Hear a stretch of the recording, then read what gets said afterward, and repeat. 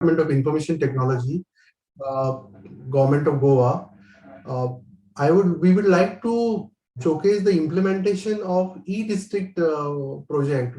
You can see it is called goaonline.gov.in, okay, which was implemented recently for SKOCH Award 2022. Okay, my colleague Mr. Ashok Naidu shall take over and he will give a presentation on the product goaonline.gov.in.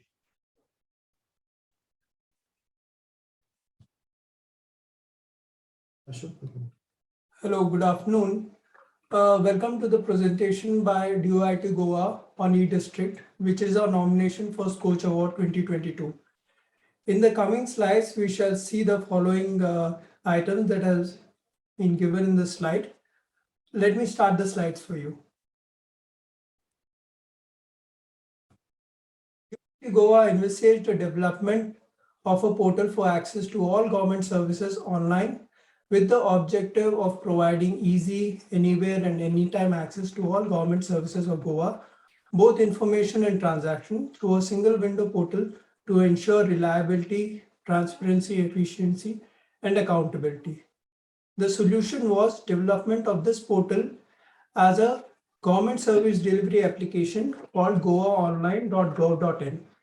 With that, a creation of citizen service centers across the state as a physical outreach to the citizens for availing government services. With that, a creation of customer care center dedicated for solving issues with the online platform.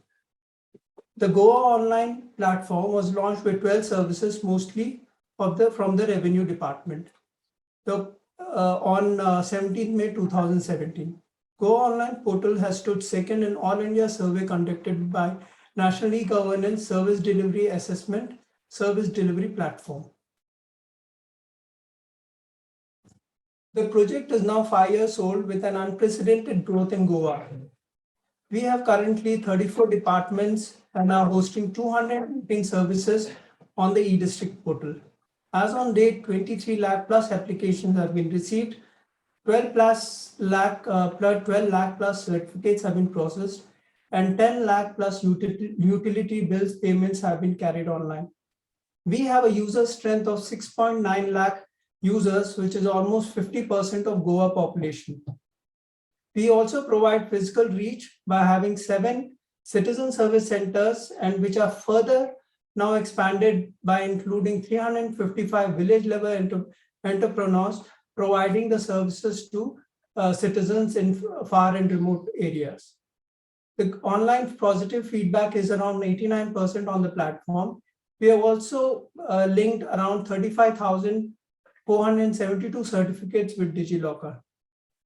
In the ease of doing business exercise of 2020, the state of Goa was placed 16th overall and was categorized as an aspirant state with a feedback score in the range of 50 to 80%. Some of the features that form part of ease of doing business on the platform are concepts like single sign-on, transparency and pendency status, citizen feedback process, central inspection systems, and auto renewals. The notable features that make e-district in contention for the SKOCH Awards are: most e-district platforms are for delivering a government to citizen services, but this platform performs as a government to business delivery service as well as government to government delivery service. We have almost 40% of the total 219 services which are related to government to business. Some departments which are notable are factories and boilers, excise, labor, industry and commerce, registration and fire, etc. We have also incorporated some processes like central inspection, which is carried out across all departments on the platform.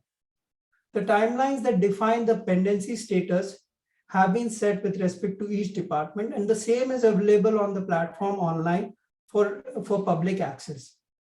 We also facilitate online submission of application documents and online issuance of e-signed certificates, NOCs, approval, real-time tracking of application. This, I think, is common for all e-district platforms. We also have a repository, our very own repository, which has all the documents which once submitted can be accessed from there.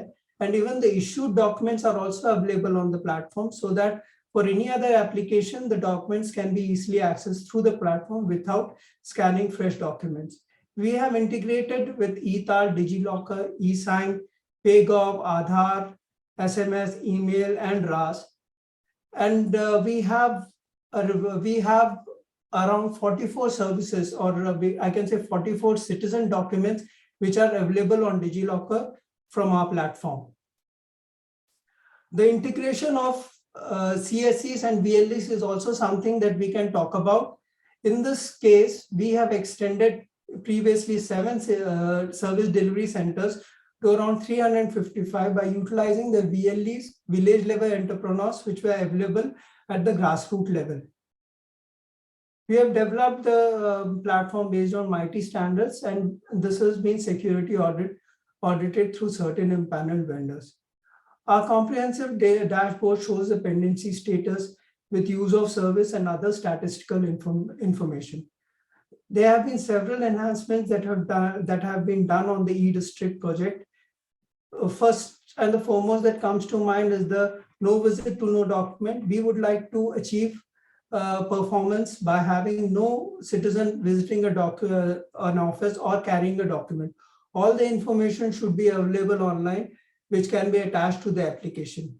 The second thing that we have come up under ease of doing business is the single sign-on, wherein all the external services and other departments shall be integrated with a single sign-on, and all documents will be accessed to all departments. We're also providing an eligibility search. We'll talk about it later as we progress. And the design is mobile friendly. It can be used on any of the smart devices that citizens use.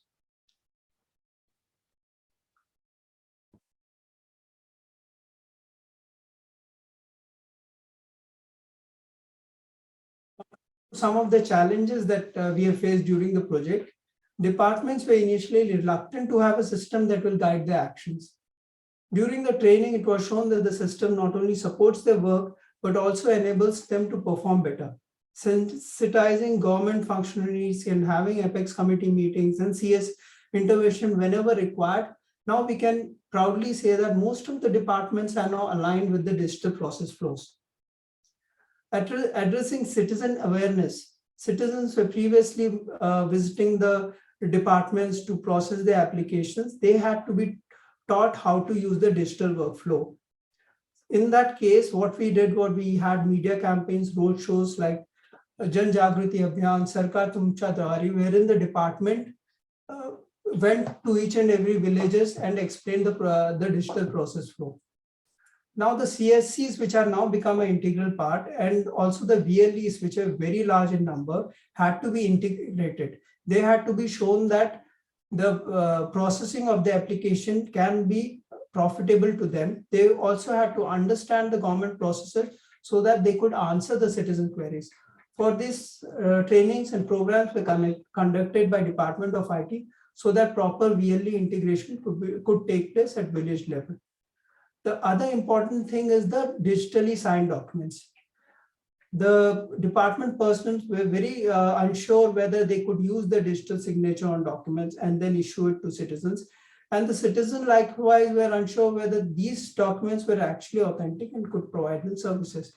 Both these issues had to be resolved, and through proper capacity building and meetings with all the personnel at department level as well as citizen platform, we were able to show that digital documents are now, the matter of fact, are now the documents that are acceptable. We look at some concepts here on Goa Online, which we can showcase as something that can be replicable for other states or other e-district platforms.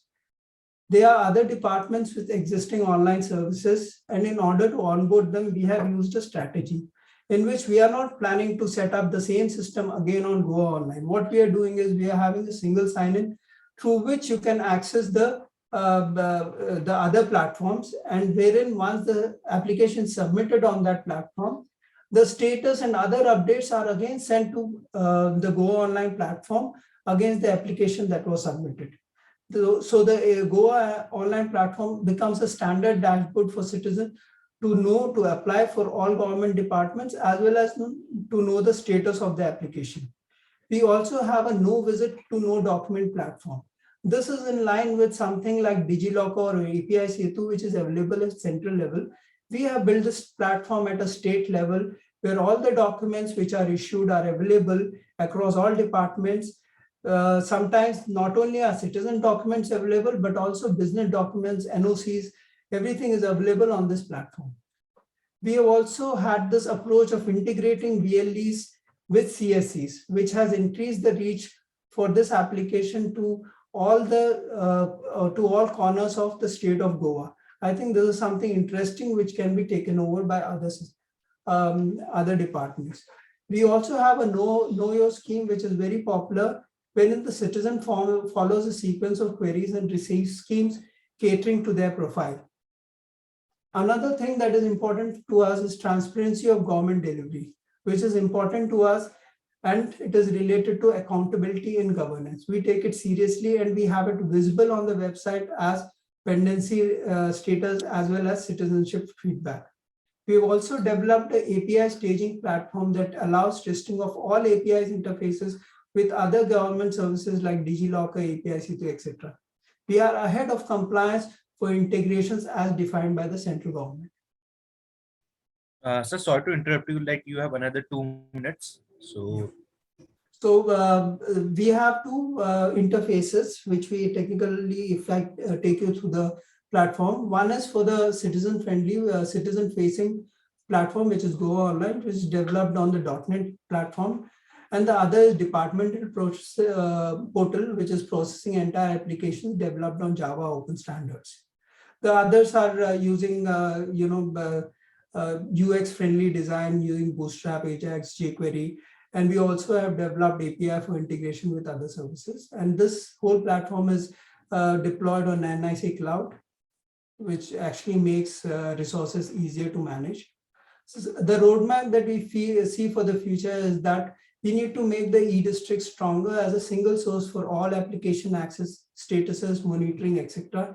Even though there might be systems which have other applications working in the backend, we are doing this by having an integration mechanism through departments using custom API.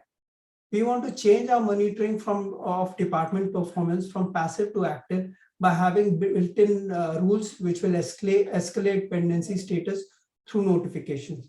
Goa Online is open to integration with other platforms and seeks to share data with departments and others like it is done for all other major citizen delivery websites. We have built an API staging playground, and very soon we'll have our own API interface in place and registration mechanism.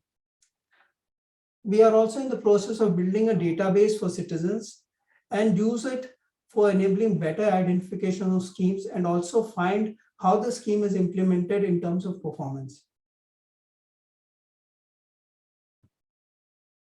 Shows the growth and statistics of e-districts. The users have grown astronomical. Now we have 50% of the state population online. The applications initially started with 12 services from revenue, and now we have around 219 services. Applications which have been received also have grown over the years. Finally, to sum it up, we have a user rating that has always stayed in good and excellent. Thank you. Jury members. Thank you, sir, for implementing this online system, Goa Online, which has brought in transparency and efficiency in dealing the public services. Please let us know what has been the most compelling, most tough challenge in implementing this ambitious project, and how you have dealt it.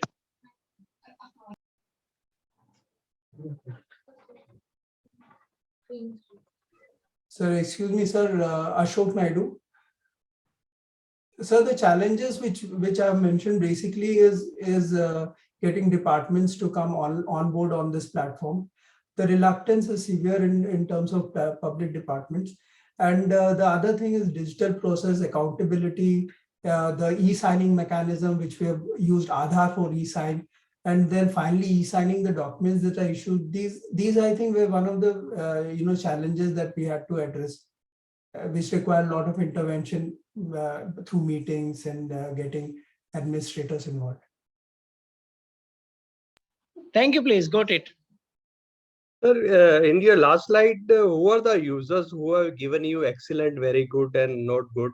Who are those? They are directly the public, the citizens. Okay, Citizens. So you yourself is saying that only 30% users have said your system is excellent, and this means there are serious drawbacks in your implementation or in the project itself. How's the scoring done? Yeah, we have a scorecard. Whenever a service is delivered, we give a app kind of thing wherein the citizen has a rating, right from excellent to very poor. So there they place excellent, average. So what we have done, we have taken a cumulative figure that 89% has rated it good, excellent, average. So that is how we have come to that figure. So here we have just mentioned it based on the percentage. Be transparent, sir. We are very transparent. So we are. I fully agree. You are transparent. Since you have given this slide, nobody gives this type of slides because you are saying that only 30% people say you are excellent. So now you have applied for the award.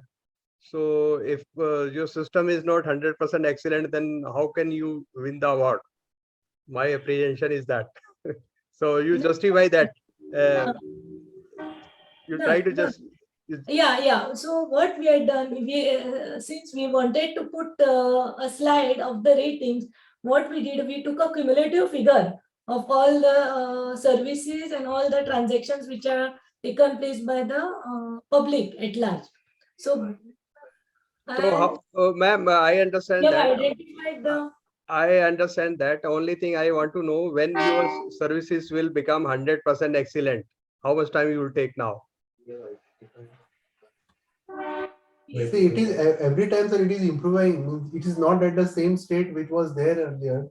So based on the whatever the comments we are receiving, basically if there is an issue in BPR, if there is a change in the government processing engineering we have to do, we are taking that. If there is an issue with the payment system, that also we are taking care. So the system is improving. It is not that over a period it is become excellent now. You can see it from good to again it will be transformed to excellent. It's you can say another 6 months we are improving it. Still there is so there is something now we are going to add something now door-to-door services. So we were earlier it was something offline, we were only CSCs and a department. Now we are going to door-to-door services. So that also will compound to the the development of it. And you have to consider it because we have a very small state and we have 2 districts here, and total population of the state itself is 11 lakhs. So we are, you can say overall our 33% should be considered for that also. Okay. Okay. Thank you very much. Thank you, sir. Good afternoon. I am presenting on behalf of our director, Dr. Kaushigan IAS, who is the Director of Dairy Development Department, as the project is about Kshira Shri. The name of the project is Kshira Shri, touching the lives of dairy farmers. This project is conceived by the Department of Dairy Development, Government of Kerala. And the portal is designed and developed by National Informatics Center, Kerala. Before going into the discussion of the project, a little bit about the vision and mission of the department. The department stands for the overall dairy development of the state and for the prosperity of dairy sector, the major stakeholders being dairy farmers, and it focuses on the sustainable dairy farming community. The focus is mainly to achieve a sustainable dairy farming community. These are the various department activities. It implements various schemes and projects augmenting milk production to increase the milk production of the state, focuses on the socio-economic stability of dairy farmers. And another target is doubling farmers' income, which is also one of the targets of Government of India. And the department is the administrative department for the dairy cooperatives spread across the state. The dairy cooperatives offer several services, like they procure the milk offered by the farmers, and also they pay the prices to the milk. And the department ensures the quality of milk marketed across the state. And this sector is significant because it has got linkage with at least 7 of the UN Sustainable Development Goals. And this sector also contributes 4% to the agri sector contribution to the India's GDP as per the CAG report. So it is an important sector. This is the snapshot of the Kerala dairy cooperative structure. It consists of approximately 3,500 primary level dairy cooperatives.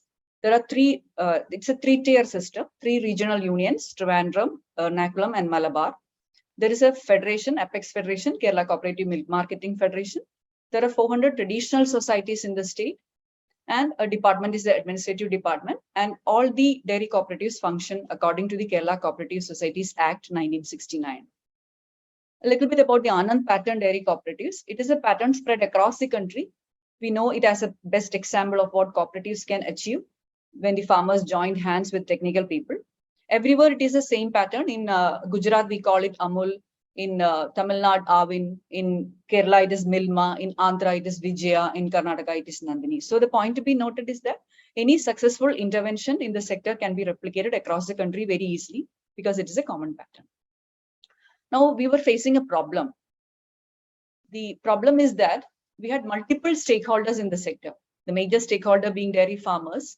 Then there are dairy cooperatives, the management committees are there, the society personnel, employees, then the 3-tier regional unions, federation, then the consumers who consume milk and milk products, the local self-governments, academic institutions like universities, colleges, departments, dairy development, animal husbandry, welfare fund board is there for dairy farmers. Then the audit is being done by the cooperative department for the cooperative sector. Then there are national agencies like NDDB, state and central government, also Kerala Livestock Development Board. So it reminds us of the parable of blind man seeing an elephant. So there were multiple initiatives from multiple levels, and we had problems like sometimes we lacked an effective, accountable, and transparent system. Many a time the dairy farmers receive unfair and inaccurate prices. Inconvenience in availing services, slow and poor quality of service was there, felt at times. Waiting time was long, delayed payments, air of mystification about the procedures going on in different departments, paper-based manual system, lack of integration between multiple agencies. And more problems like farmers will not know the status of the application submitted by them, non-transparency with respect to the inputs for the dairy sector like cattle feed, mineral mixture, etc. Nepotism while offering subsidy schemes, like the same beneficiary will get the subsidy service during the consecutive years, lack of data sharing and information flow, data captured at multiple levels, sometimes many times data redundancy was there, inaccurate and obsolete data, real-time information was lacking, there was huge cost involved, there was no standards, and there was absence of a decision support system. So in this context, we came up with a digital governance solution named Kshira Sri. Kshira means milk. It is a unified software for the dairy sector. It arose as a felt need for a comprehensive digital governance solution to solve the problems and to bring all the stakeholders into the same page. It was designed and developed, it was entrusted to NIC. An enterprise architecture-based approach was followed, India-based architecture approach. The stakeholders will have a holistic view of the project, and we identified 22 different modules for this enterprise solution. We also framed a vision and mission for this particular e-governance project. The focus was definitely on the welfare of the dairy farmers and prompt service delivery. These are the different functional modules identified for the project. There are 22 different modules, as we have already mentioned, and proper phasing was done, which we consider as the uniqueness of this particular e-governance project. These are the different modules, 22 modules grouped in phases. Perfect documentation was done for the project. We prepared the software requirements, functional requirements, technical requirements, specifications. We prepared it very meticulously. Each and every sentence was reviewed both by the department IT cell and by NIC. And we could also successfully sign memorandum of understanding between our department head and the state informatics officer, Mohandas sir, at that time, in the presence of the then honorable minister. So this is another uniqueness of the project. And we could inaugurate the portal on December 1st, 2021, our honorable minister, the current minister, inaugurated the project, and the technical session was inaugurated by our honorable Chief Secretary, VP Joy IAS, sir. The portal mainly focuses on G2C services. We have a total outlay of 100 crores for our subsidy schemes. Using the portal, the farmers can register themselves. They will get the smart ID, 6-digit smart ID. Then the applications can be submitted online. There is perfect integration between departments. Like the citizen need not carry the ration card or any tax receipt to the office. He just needs to enter the ration card number and gives his consent so that the ration card data will get fetched from the civil supplies department. Also for land, he just needs to enter the survey number and the sub-survey number, and the land details get fetched from the RELIS, Revenue Land Information System, which is the database for land plots in the state. And the major, most important feature is that citizen need not carry any document to any office for availing any of the subsidy scheme. Once the application is submitted, it will move in an electronic dynamic workflow, and there is automated process for applying the priority rule, which has been fixed by the government. And also there is a selection criteria as per the approved project report. And the fund will go to as electronic direct benefit transfer to the farmers' bank accounts in eDBT mode. So this is process flow. It explains the workflow from the dairy farmer till his accounts get credited. Dairy farmer, then the officers, dairy farm instructor, then the head of office, dairy extension officer, deputy director, and then treasury. We have a separate department called treasury department, where the government has an account, and from the government's account, the fund goes to the farmer's account. This is a process flow explained in a screenshot. Now the outcome is that we could register more than 2,42,000 of farmers in the portal as of now. It was started only in December 1st, but this registration we could complete within a span of just 1 week starting from last October 15th. Because this could be completed because of the reach of common service centers named Akshaya, and also because of the reach of dairy cooperatives. So the workflow and processes were completed for mainly Kshira Gramam scheme, one of the schemes focusing the dairy farmers in increasing milk production. Then fodder development. Also, there is a milkshed development program. There is also a scheme for farm level hygiene, offering subsidies to several equipments being bought by the farmers. And successfully, we could transfer more than 25 crores of rupees to the farmers' accounts by means of eDBT. This is a screenshot of the portal, kshirasri.kerala.gov.in. It is a new initiative. This is a dashboard of the state wherein which 40 departments are mentioned, one of which is dairy department. 491 services are there, out of which 8 services are ours, and 57 websites, out of which 1 website is ours. This is the dashboard of Kerala state, where Dairy Development Department has got 8 services, and 8 services are in A category, considering 100% disposal of all the services. Single sign-on has also been enabled. The farmers can log in using Aadhaar and access all the services offered by the department. The special feature we have already mentioned, like the portal is being integrated with civil supplies and revenue, so that the citizens need not carry any hard copies or any document. He need not move from pillar to post to get the services. The subsidy has been transferred in eDBT mode. Unique smart ID has been offered to farmers. The farmers can self-register themselves. The farmers can declare their land, livestock, and fodder cultivation, etc. Their eligibility has been fixed. Priority criteria for selection is automatically developed in the portal. Priority list and waiting lists are generated. Then the bill is being submitted to the treasury, transferring subsidy using eDBT. Benefits: farmer gets a unique ID. Otherwise, there were multiple stakeholders developing multiple systems with the farmers have to log in using different IDs, but now he can log in using a single ID. Identification of eligible beneficiaries is easy now. Transparency by means of SMS services at every level of the application. We can do prompt service delivery to the farmers. The farmers need to contact only a single point. Monitoring, a role-based dashboard is there. Cashless, contactless, and paperless office. Integrated 8 services with Government of Kerala dashboard. Treasury, land records, and civil supplies integration has been completed. So it is an end-to-end solution for the beneficiaries, and there is nationwide visibility considering Anand pattern system across the state. Achievements: farmers get the office without physically visiting any government office. They can access the system using multiple delivery channels. They can sit in the comfort of their home and apply, or they can go to the nearest common service center, or they can go to the nearest government office, dairy department office, or by means of mobile. So multiple channels have been offered. Processing time is also less since it is in electronic mode. DBT system has been followed. Any service with a workflow can be onboarded into the system. And there is an opportunity cost. The farmers need not sacrifice his one-day labor to visit any office.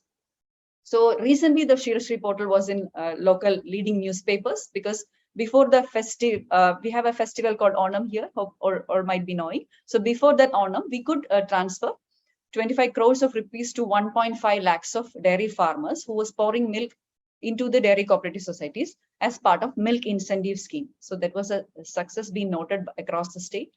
The challenges we face are we are lack of dedicated IT personnel, because our finance department does not give permission for creation of any post. So IT personnel we are lacking. We are studying ourselves and then implementing the project. Process re-engineering aspect have to be dealt with. That is a challenge. We need to form a team for that. Digital divide still exists in our state. There is lack of internet connectivity, because in remote areas we still face internet problems. And definitely for any e-governance project, for any transformation, we face resistance from stakeholders, from officials, from farmers, from citizens. So these are the challenges which we faced. Considering scalability, any service can be onboarded into the system. Any state can be onboarded with configurable parameters. It facilitates replication across the states and union territories. The project is security audited. The portal is security audited and is hosted in government state data center as of now. Way forward, we have to integrate it with Aadhaar. Aadhaar Vault integration is pending. Then we have to integrate it with the unified registry, which is planned by the IT department of Government of Kerala. GIS mapping has to be done wherever possible. Then a statewide rollout for all the 22 modules which we have identified as functional requirements, and then national-wide rollout. And we also is planning to submit a project proposal to Government of India to consider this project as a part of Agriculture Mission Mode project under Digital India. So that's it, sir. Thank you. I'm Rejita, Deputy Director, Department of Dairy. Ranjita ji, excellent presentation, and that too were to the point. I just want to know what was the income, average income of the farmers earlier, and what the income has increased after these interventions. Sir, as of now, we don't have that solid data, but definitely they need not visit multiple offices to submit an application, neither to avail a service, nor to check the status of their application. So definitely they are earning that opportunity cost of not visiting multiple offices, because they have to sacrifice their labor otherwise. That is one thing.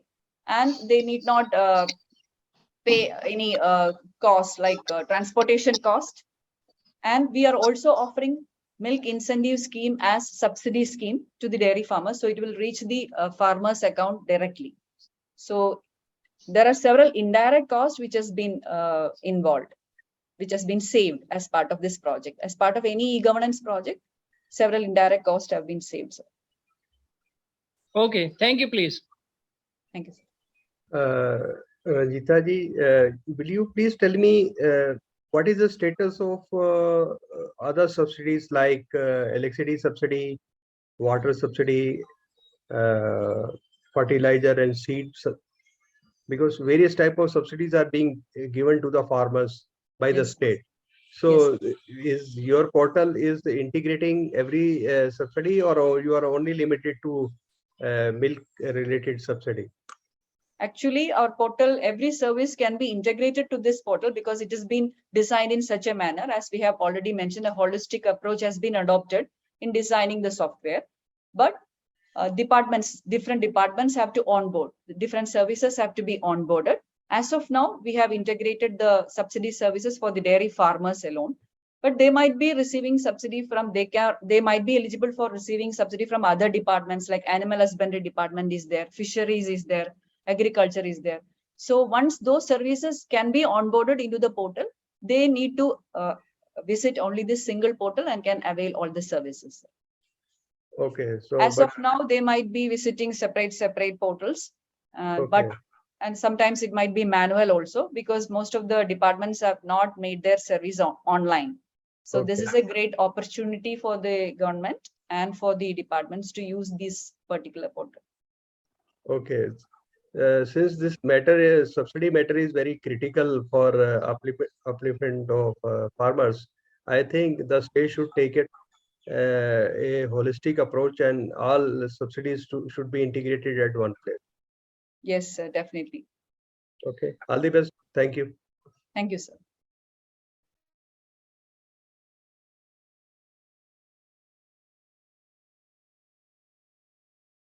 Chairman and Mayor. I am presenting this for a SKOCH Award on behalf of our company, Northern Power Distribution Company of Telangana Limited, sir.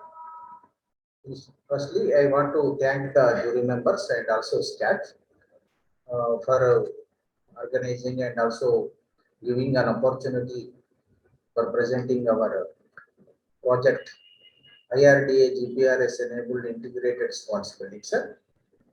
Sir, this is a very old project, but it is again and again we are. It is one of the system that is really practicably possible to implement at low cost project.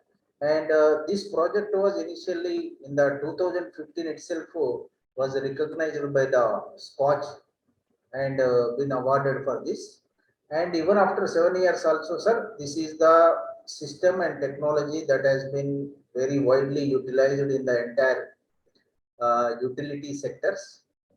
There are further very advanced systems, but they are not as much practicably possible and cost effective. So this GPRS enabled system, sir, before introduction of this IRDA GPRS consumer billing method, there was manual feeding of meter reading in spot billing to generate bills. There was errors in billing due to wrong feeding of meter reading and spot billing machines data to be fed for generating consumer ledgers. So this GPRS IRDA consumer billing. So removal of there is a need to improve consumer billing method, removal of human interface in billing, bringing down errors in billing, and reduction of bill related complaints, enabling automatic updating of consumer ledgers of the DISCOM, facilitates online bill payment through net banking and credit card payments. So this is the flow chart of the consumer billing before GPRS enabled, sir. After GPRS enabled integrated system, this is the flow. So what are the advantages? Benefit from this, sir. Elimination of error in meter reading, leading to improvement in revenue of the DISCOM. There is a drastic reduction in bill related complaints after introduction of the errors in bill, which was used previously between 20 to 15% has been eliminated, sir. Enabling automatic updating of consumer ledgers of DISCOM, facilitating consumer for payment through net banking, credit card instantly. 88%, 88.52% of the total metered consumers are provided billing with this system, sir. And there are, because we have around 50 lakh consumer, but there are some consumers where we give bi-monthly billing. So every month we are providing billing to 37.86 lakh consumers who are under monthly billing as well as on a rotation basis and monthly bill, bi-monthly billings. Consumers are given bills immediately and SMS also sent to consumers. Automation of capturing consumption information, bill generation through use of IR based communication. This is a contactless and human, there is no human intervention. Contactless billing with 100% success rate. Real-time data transfer is also because of this IRDA GPRS enabled system. We are able to communicate it very highly, and wherever there is a possible, we are doing 100%. But due to some connectivity issues, there are some still some another 11.5% of consumers to be metered through this system, but lack of communication systems, and we are not able to do, but we are trying to increase that to 100%. Real-time data transfer and elimination of error and billing and zero disputes, ensuring uniformity in billing cycle, thereby benefiting of billing slab for consumers. Sir, the cost effectiveness of this enabled system, sir, the cost effectiveness of the project is this GPRS procurement of GPRS integrated spot billing machines, one-time capital elimination and GPRS SIM card. This is a recurring monthly expenses.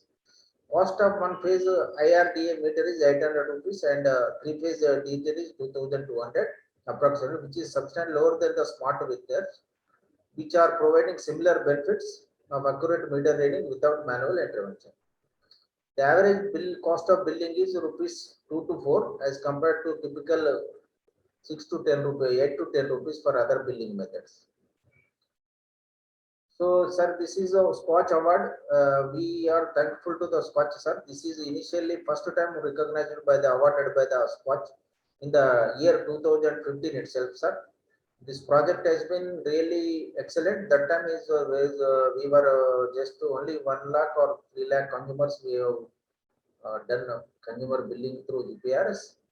And now it is almost all 88.52% or some 38 lakhs monthly, but total out of 50 lakhs consumers, almost all we are doing for 40 lakhs or 45 lakhs consumers this system, sir.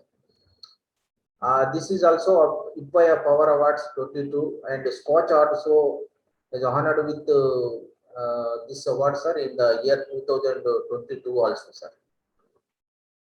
So this is our project, and this has been recognized by the SKOCH in 2015 and again 2022 and many other these things. Thank you, sir. Very good presentation. In fact, with the introduction of this billing technology, I think your revenue streams might have been augmented fairly enough. So how much has been the revenue increase after implementation of this GPRS revenue billing technology? Sir, this we cannot give because there is also some now because of this GPRS. What we can say that, sir, earlier the bills of this billing errors are very huge errors are there, and also the problem is that earlier there is a reversal of consumer is complaining about the non meter reading, and also there is some collision by the meter readers and consumers. There is a problem. So now due to this we see a lot of increase in our revenue, particularly where there is a scope for manipulation. So every year despite this we expect at least 5 to 6% revenue enhancement with this system, because there is no manual intervention, there is no scope for any kind of manipulation, collision with the meter reader and by some consumers. So there is also a change in the slab. If the consumer, if you are reducing your actual consumption, not only that, there is also slab system is there. So we are losing with that slab system also. We are losing units also. And one great thing is that, sir, earlier we have a 14-15% AT&C losses in the year 2015 16. 14, 15 and 16, 15, 16. That now that losses have come down to nearly 8.72 or 9% level. So this increased billing units are one of the major, one of the key component of that is GPRS enabled system. Now we want to do this for 100% consumers metering through 100%, but there are some problems where there is interior location. Still, there is some problem.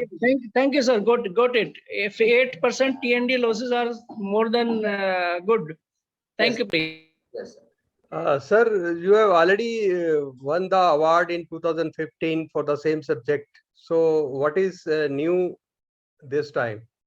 Sir, this is a new is, sir, we have enhancing it to the level of 100% success rate, sir. This any system that is most practicably possible, this system, sir.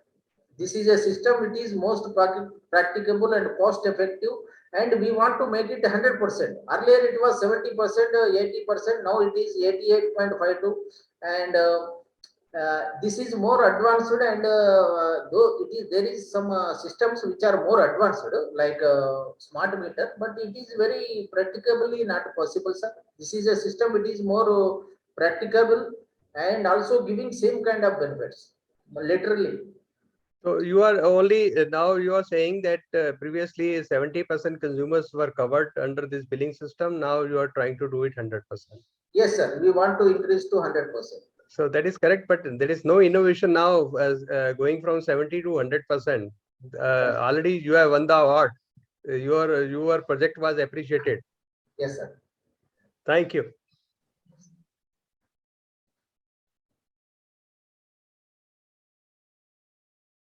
So, yes, sir. This is started from distributors. So, newly formed Telangana State peak. There was a peak demand shortage of 2,700 megawatts, sir, as of 2nd June 2014. That injection of solar at 33 levels to maintain grid frequency without loading a transmission system. Generation closer to demand center, leading to reduction in transmission losses. Solar power project gestation period is shorter than other form of power generation. So, sir, generation closer to demand center, leading to reduction in transmission losses. Energy saved on an annual basis around 122 MU, sir. Average annual energy savings of rupees about 49 crores. This is also avoids costly upstream network investment. Additional investment to the Indian rupees 533 crores at EHT levels. Injection of solar to maintain grid frequency without loading a transmission system, sir. So this is our system of solar generation, sir. In it is spread scattered to entire our area, distribution area, sir, in all the areas. And this is the way how we are year-wise there is a increase for this from 24 megawatts to today 1248 megawatts. There is increase, sir. Has increased from 24.49 megawatts as of 2nd June to 1246.29 megawatts as of August 2022. Solar generation helped TSM to meet peak load demand and increased 2,280 megawatts in 2002, 5,994, sir. As TSM is also achieved this rooftop solar 26.48 megawatts. We are programming under Kusum solarization of agriculture feeders 11 kV also to the extent of 218 megawatts because of the successful implementation of this project. That there is a really tangible benefits with this projects. Distributed solar generation is really a successful method of generating solar and also avoids upstream network problems, and it is sustainability. TSM has achieved renewable power purchase obligations, sir. We are able to achieve the RPO obligations as per the regulatory commission, and also sustainability is there in this project.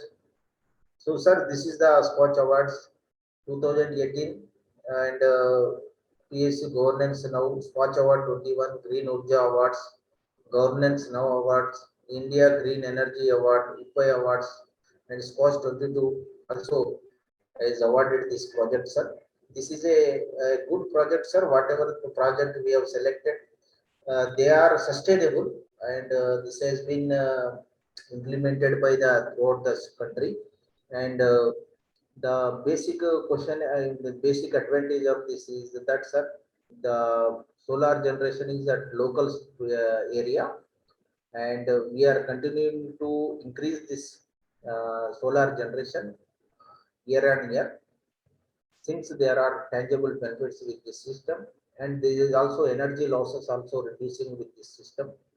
There are multiple systems which we are adopting, like increasing billing methods and also distributed solar, which are able to reduce our ATN's distribution energy distribution technical losses from 16 to 15, 16% to 8-9%. So there are different methods we are adopting. Distributed solar generation is also one of the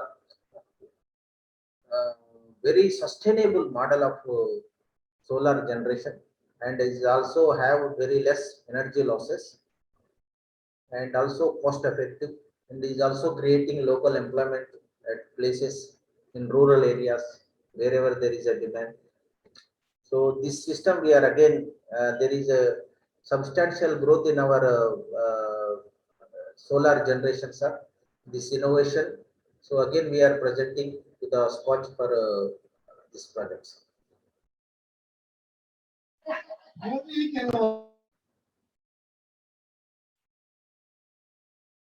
Sir. Thank you, sir. I have no specific question to ask. Please go ahead with the good work of adding solar capacity. Yes, sir. Thank you, sir. Sir, if we see on national level, your speed of adding solar energy is not that much fast in comparison to western region states and the southern region states. Sir, sir, they are capacity of 300 megawatts, 400 megawatts. Our capacity is very small capacity. We are adding. This is a not like very big generating at one single point. The idea is here is distributed solar energy. Unlike, I agree with your honorable jury members' comment that there is not much increase, but that what is coming is they are at a capacity of 500 megawatts, 400 megawatts, 300 megawatts at one station. They are not distributed solar generation. They are very solar generation plants at one single point. That is not the idea. Here the idea is you can see the injection points. We are injecting wherever there is a requirement, local generation. Here is the distributed solar generation, but that is a generation at a single point, 400 megawatts, 500 megawatts, but there is also some problem with that, how the transmission system will take care of that, and there are also some problem. But here in this case, this is a very proved, and most of the states has adopted the similar system of injecting at local areas. So we continue to present our case that this system is going to be very, very highly sustainable in our country. So how do you decide that in a particular district this much solar energy needs to be augmented, new plants need to be set up? How do you decide that? Sir, this decision goes on whatever there are new substation are there, that area, how much load is there. So based on that, they are going for addition of solar distributed generation. And also there are some many consumers, bulk consumers like Singareni, which is mining industries. So they are also coming with their own captive solar generations at their own level. That substation level, their 11 kV injection point, 33 kV injection points.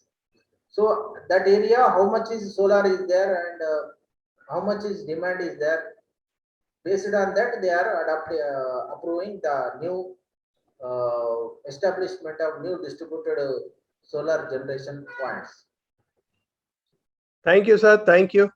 Thank you so much, sir. Thank you so much. Thank you, Scotch, and also all the jury members. They have been very kind enough to recognize our projects regularly. Thank you, sir. Welcome, sir.